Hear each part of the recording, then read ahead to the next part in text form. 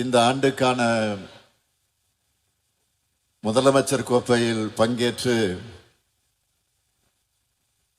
பல்வேறு வெற்றி இடங்களை பெற்று பரிசுகளை பெறக்கூடிய அத்தனை விளையாட்டு வீரர்களுக்கும்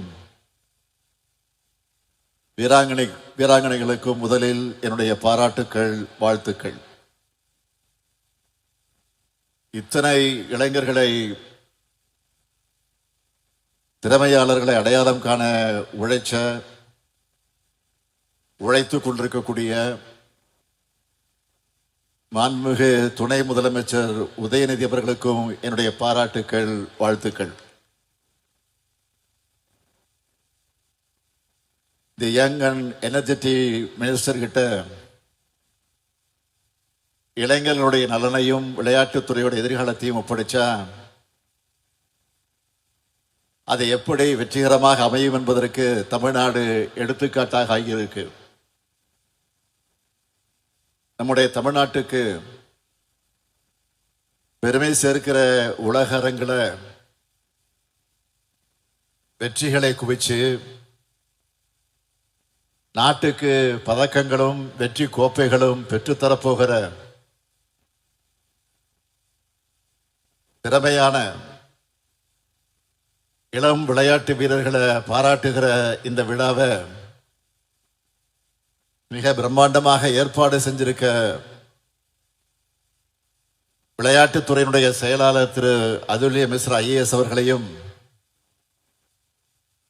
விளையாட்டு மேம்பாட்டு ஆணைய உறுப்பினர் செயலர் திரு மேகநாத ரெட்டி IAS அவர்களையும் மற்றும் அலுவலர்களையும் நான் பாராட்டுகிறேன், வாழ்த்துகிறேன். தமிழ்நாட்டு விளையாட்டுத்துறையோட கோல்டன் ஏஜா நம்ம திராவிட மாடல் ஆட்சி இருக்கு. நேஷனல் லெவல் போட்டிகளாக இருந்தாலும், இன்டர்நேஷனல் டோர்னமெண்ட்டுகளாக இருந்தாலும் ஹை குவாலிட்டியில ஹோஸ்ட் பண்ற இடமா நம்ம தமிழ்நாடு வளர்ந்துருக்கு. நம்ம தமிழ்நாட்டு பிளேயர்ஸ் ஒவ்வொருத்தரும் நாங்க சாம்பியன்ஸ்னு வெற்றி மேல வெற்றிகளை குவிச்சுட்டு இருக்காங்க. இதற்கு காரணமான நம்முடைய பயிற்சியாளர்களுக்கும் என்னுடைய பாராட்டுக்களையும் வாழ்த்துக்களையும் நான் தெரிவித்துக் கொள்ள விரும்புகிறேன். விளையாட்டை வளர்க்க திறமையான வீரர்களை அடையாளம் கண்டு ஊக்குவிக்க உரிய அங்கீகாரம் வழங்க 37 கோடி ரூபாய் பரிசு தொகையோட இந்த முதலமைச்சர் கோப்பை விளையாட்டு போட்டிகளை நடத்தி இருக்கிறோம். தம்பி உதயநிதி அவர்கள் எடுத்து சொன்னது போல கடந்த 4 ஆண்டுகள்ல நம்ம தமிழ்நாடு எல்லா துறைகளையும் எப்படிப்பட்ட உயரங்களை அடைஞ்சிட்டு இருக்குன்னு இளைஞர்களான உங்களுக்கு நல்லா தெரிஞ்சிருக்கும். அதனாலதான் நாட்டிலேயே பொருளாதாரத்தில்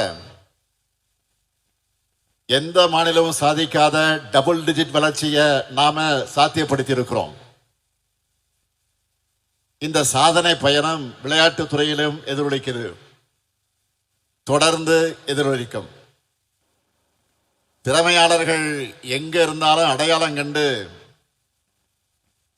அவங்கள ஊக்குவிக்கணும் என்று நினைக்கிறோம்.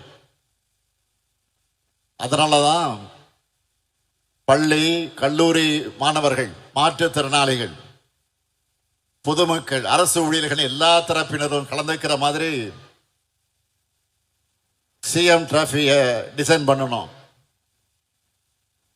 இந்த சிஎம் டிராஃபியோட கடந்த ஆண்டு வெற்றியை பார்த்து 16,28,338 பேர் இந்த ஆண்டு பங்கேற்க ஆன்லைன்ல ரெஜிஸ்டர் பண்ணியிருந்தாங்க. 5 பிரிவுகளின் கீழே நடந்த 38 போட்டிகள்ல மாவட்ட மண்டல அளவை எல்லாம் கடந்து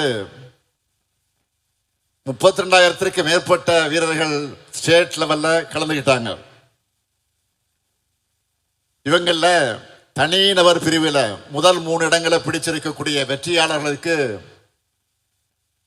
1,00,000 ரூபாய், 75,000 ரூபாய், 50,000 ரூபாய். டீம் ஸ்போர்ட்ஸ்ல அணியில் இருக்கிற எல்லோருக்கும் 75,000 ரூபாய், 50,000 ரூபாய், 25,000 ரூபாய் பரிசு தொகையாக வழங்குகிறோம். அது மட்டுமல்ல, இதோட கல்வி உதவித்தொகை, அங்கீகாரம் மற்றும் வேலை வாய்ப்பு உள்ளிட்ட பல நன்மைகளையும் வழங்குகிறோம். இந்த ஆண்டு முதல் முறையா ஸ்போர்ட்ஸும் நடத்தி இருக்கிறோம். எல்லா போட்டிகளும் கேம்ஸ் மேனேஜ்மெண்ட் சிஸ்டம் மூலமா வெளிப்பட தன்மையோட நடத்தப்பட்டிருக்கு. எல்லா அப்டேட்டுகளையும் ஸ்கோரையும் வாட்ஸ்அப் சாட்பாட் மூலமா தெரிஞ்சிக்க ஏற்பாடு பண்ணியிருக்கிறோம். இப்படி நிறைய செஞ்சிருக்கிறோம். கடந்த அதிமுக ஆட்சியின் 5 ஆண்டு காலத்தில் விளையாட்டுத்துறை உட்கட்டமைப்புக்காக 170 கோடியே 33 லட்சம் ரூபாய் தான் நிதி ஒதுக்கப்பட்டுச்சு. ஆனா நம்ம ஆட்சிக்கு வந்த இந்த 4 ஆண்டுகள்ல 601 கோடியே 38 லட்சம் ரூபாய் நிதி ஒதுக்கி இருக்கிறோம். ஒட்டுமொத்தமா விளையாட்டுத்துறைக்காக ஒதுக்கப்பட்டிருக்கக்கூடிய நிதி எவ்வளவு தெரியுமா? 1,945 கோடியே 7 லட்சம் ரூபாய் நிதி ஒதுக்கி இருக்கிறோம். அதனாலதான் நம்ம திராவிட மாடல் அரச விளையாட்டுத்துறைக்கான கோல்டன் ஏஜ்னு சொன்ன இந்த நிலையில விளையாட்டு வீரர்களுடைய கனவுகளுக்கு சிறகுகள் கொடுக்க தமிழ்நாடு சாம்பியன்ஸ் அறக்கட்டளையை தொடங்கி இதுவரைக்கும் 1,369 வீரர் வீராங்கனைகளுக்கு 25 கோடி ரூபாய்க்கு உதவிகளை வழங்கியிருக்கிறோம். இந்த வீரர்கள் தேசிய மற்றும் பன்னாட்டு போட்டிகளில் பங்கேற்று 350க்கும் மேற்பட்ட பதக்கங்கள் பெற்று தமிழ்நாட்டுக்கு புகழ் தேடி தந்திருக்கிறாங்க. அதேபோல் தேசிய மற்றும் பன்னாட்டு விளையாட்டு போட்டிகளில் பதக்கங்களை வென்று தமிழ்நாட்டுக்கு பெருமை சேர்த்துள்ள 5,393 விளையாட்டு வீரர் வீராங்கனைகள், மாற்றுத்திறனாளி விளையாட்டு வீரர்களுக்கு உயரிய ஊக்கத்தொகையாக 172 கோடி ரூபாய் வழங்கப்பட்டிருக்கு. விளையாட்டு வீரர்களுக்கு என்னென்ன செஞ்சிட்டு இருக்கிறோம்னு சிலவற்றை மட்டும்தான் ஹைலைட்டா நான் சொல்றேன்.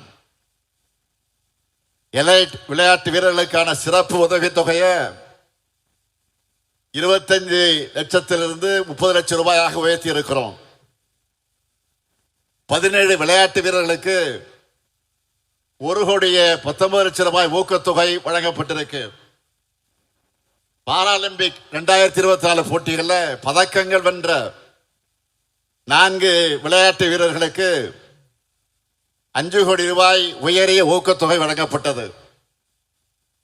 இது மட்டுமல்ல, 234 சட்டமன்ற தொகுதிகளையும் மினி ஸ்டேடியம் அமைக்கப்படும் அறிவிச்சு தலா 3 கோடி ரூபாய் செலவில் இதுவரைக்கும் 75 தொகுதிகளில் விளையாட்டு அரங்கங்கள் அமைக்கப்பட்டு வருது. தலைவர் கலைஞருடைய 100ஆண்டை முன்னிட்டு தமிழ்நாட்டில் இருக்கிற 12,525 கிராம ஊராட்சிகளுக்கும் 16,798 விளையாட்டு உபகரண தொகுப்புகளை வழங்கியிருக்கிறோம்.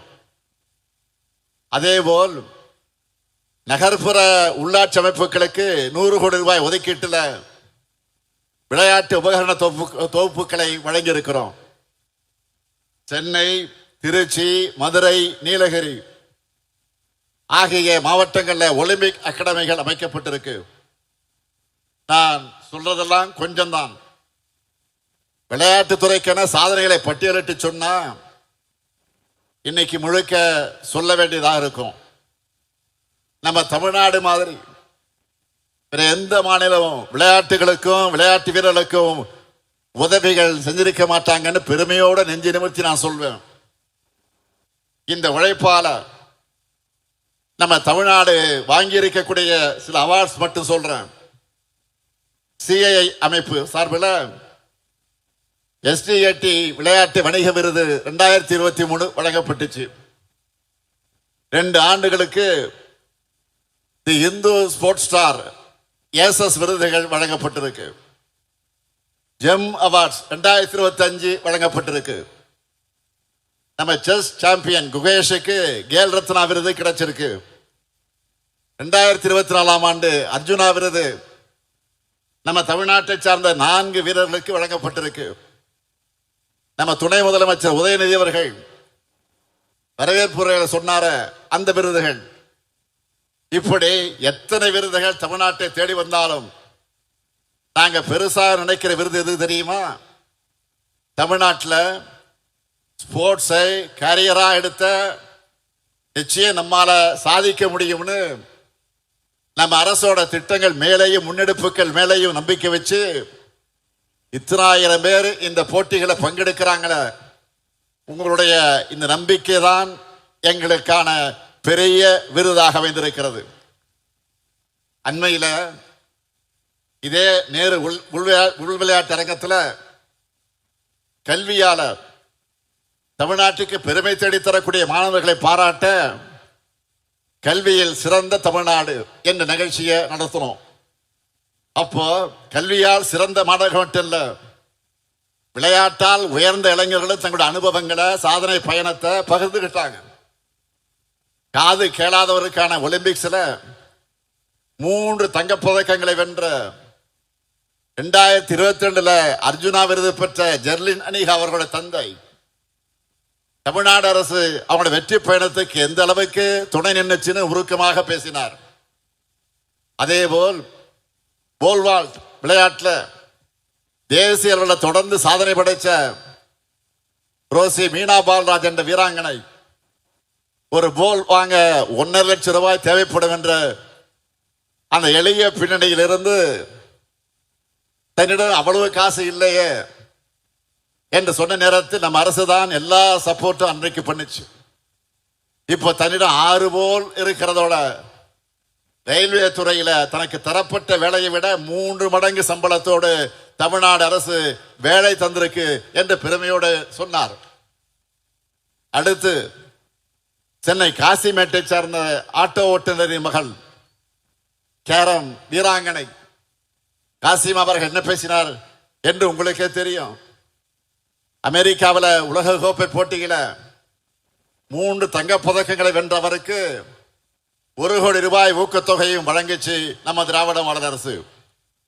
இப்படி நம்மை பொறுத்தவரையில ஜெர்லின், ரோசிமீனா, காசிமா போன்ற எளியவர்களுடைய வெற்றி தான் நம்ம அரசுடைய வெற்றி. அதுக்காகத்தான் பல்வேறு திட்டங்கள் மூலமாக எத்தனையோ ஏழை வீரர்களுடைய கனவை தமிழ்நாடு விளையாட்டுத்துறை இன்றைக்கு நிறைவேற்றி வருது. அவங்களும் உலகளவில் சாதிச்சு அவங்க மேல நம்ம அரசு வச்சிருக்கக்கூடிய நம்பிக்கையை காப்பாற்றிக்கிட்டு இருக்கிறாங்க. இந்த சமயத்தில் தலைவர் கலைஞர் அவர்கள் சொன்ன ஒரு விஷயம் என்னுடைய ஞாபகத்துக்கு வருது. நான் உள்ளாட்சித்துறை அமைச்சராக இருந்தப்போ ஏராளமான பணிகளை முன்னெடுப்புகளை நாள்தோறும் செய்யறதை பார்த்து ஒரு விழாவில் பேசின முதலமைச்சர் கலைஞர் அவர்கள் என்னுடைய துறையில செய்யப்பட்ட சாதனைகள் எல்லாம் அவர் பட்டியலிட்டு பேசி நான் உள்ளாட்சித்துறை அமைச்சராக இருக்கலாமோ என்று தோணுதுன்னு சொன்னார். இன்னைக்கு அதே ஏக்கம் எனக்கு வந்திருக்கு. நானே விளையாட்டுத்துறையையும் கவனிச்சுக்கலாமே என்று இப்ப எனக்கு தோணுது. காரணம் உதயநிதியுடைய பணிகள் அப்படி இருக்கு. ஆகவே உதயநிதியுடைய பணிகள் இன்னும் சிறக்கணும். தமிழ்நாட்டு விளையாட்டு வீரர்கள் இன்னும் வெற்றிகளை குவிக்கணும் என்று நான் மகிழ்ச்சியோடு வாழ்த்துகிறேன். இங்க இருக்கக்கூடிய விளையாட்டு வீரர்களுக்கு வீராங்கனைகளுக்கு நான் சொல்லிக் கொள்வது, உங்களுக்கான அத்தனை வாய்ப்புகளை நாங்கள் நிச்சயம் உருவாக்கி தருவோம். நீங்கள் விளையாட்டில் கவனம் செலுத்தி முறையா பயிற்சி பண்ணி உங்க திறமையால நம்ம தமிழ்நாட்டுக்கு, இந்திய நாட்டுக்கு பெருமை சேருங்க. உங்களுடைய தேவைகளை நிறைவேற்றி கொடுக்க முதலமைச்சரான நானும் இருக்கிறேன், உங்க துறையுடைய அமைச்சரான துணை முதலமைச்சர் உதயநிதியும் இருக்கிறார். என் நம்பிக்கையோட உங்க சாதனை பயணம் தொடர என்னுடைய வாழ்த்துக்களை தெரிவித்து களம் நமது, வெற்றி நமது. நன்றி.